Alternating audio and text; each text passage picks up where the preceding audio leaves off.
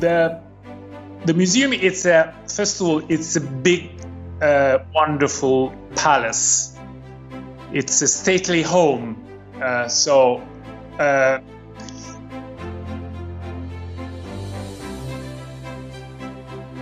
Which is famous for its palaces. Genoa had a past where the city was governed by the noblemen of the noble families of the city, who lived in these splendid palaces. So it's a city famous for its beautiful stately homes, but this one is probably the largest, and also had the lack of preserving all the interiors in its original forms, complete not only with the paintings and sculptures, but also with furniture, which is very rare because furniture is the first thing that during history goes away, is stolen, destroyed, or changed through generations. So that's the first thing to know about the palace. It's a gorgeous, great palace full of works of art. Okay, I saw some pictures and I was like speechless. It was amazing. I hope to be there sometime. So, how much did the museum close for now with the COVID-19? Yes, well, that was very sad. We had to close the museum at the beginning of March to, in fact, mid-June. And that was because all museums in Italy, but also elsewhere, were closed for security reasons. We actually used these months of closure to restore, to do a lot of restorations inside that were not possible where the public was entering. Also, we worked on our catalogs to be prepared for new captions for the works of art. So we have prepared in those months the museum for the future.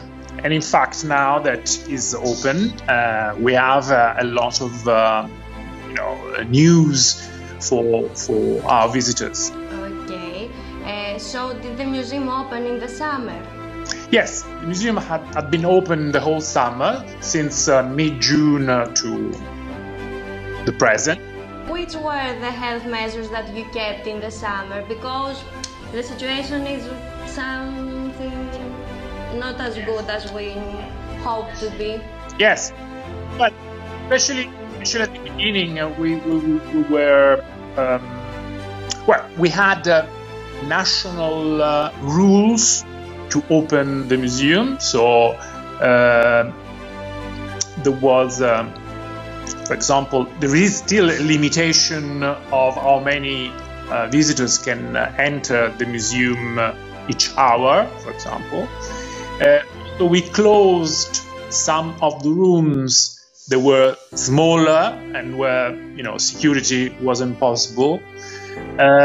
So yes, I mean, but the most important part of the museum, it's visible with a shorter amount of people, but still it's very enjoyable and very little has changed. Okay, and which were the visitors' reaction to those measures?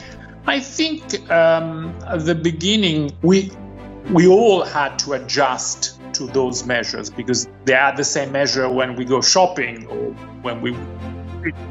So, and was a bit the same for our visitors. At first, when these rules were new for everyone, was a bit too more difficult to adjust to them. But now they sort of, we got all used to them. So I don't think they are keeping people from enjoying the museum.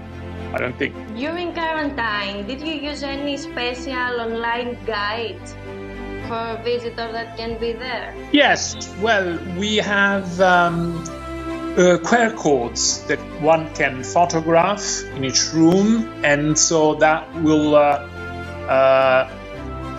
transfer a sort of guided tour in the telephones of each person. There is also a little video at the beginning that tell them, the information, especially on COVID, that they should know. So yes, we communicate like that. Good. And which were the price policy about that? Price is the same as it used to be. Our price is very low because the ticket for our museum, which is more than 20 rooms and very sort of a lot of works of art, is €6, so very cheap. Was there any other way that your museum got affected by the COVID-19 epidemic? Well, life of everyone was, of course, affected. So life also of the people working in the museum, working the different stages. So restorers, guards, and us that organize exhibitions and take care of restoration and all of that. So I think especially at the beginning was a shock for everyone. None of us was went to hospital, thank God. So this was very good. So none of us was sick and had to face also the disease itself. But we were affected as the whole world was affected. Shock and then a lot of energy to react to what was going on.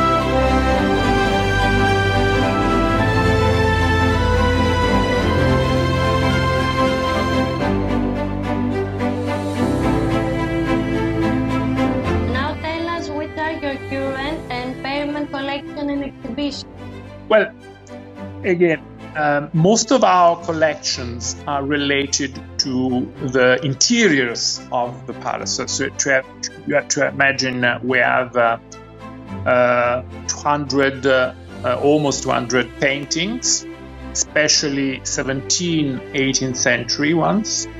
And we have sculpture, both classical and Baroque. We have then furniture that are especially, again, 17th and 18th century. So in the paintings, we have two Van Dycks, we have paintings of the school of Rubens, we have all the main Genoese 17th century artists, Bernardo Strozzi, Castiglione, names that maybe internationally are not so well known, but they're very important for the heritage of this city. At the moment, we also have a great exhibition that was in fact opened at the beginning of March and closed 3 days later, then reopened also in June. This exhibition is splendid. It's dedicated to 19th century furniture produced in Genova in a moment where the city was incredibly rich and wealthy. The 19th century for Genoa is another moment of splendor because of the port, because of the trading. And so it's a moment where the middle class of Genoa becomes very rich and buys and also commissioned a lot of beautiful interiors in their palaces. So a lot of beautiful furniture is produced in that moment, furniture that has a lot of links with France, with England, and other important manufacturers in Europe. So the exhibition still open until will be visible until November, as a beautiful ensemble of objects coming from private collection, from private palaces. So it's a unique chance to see those pieces of art that are usually not visible to the public. Which is your favorite element of the museum? Well, again, I think one of the most beautiful and unforgettable room of the palace is the mirror gallery.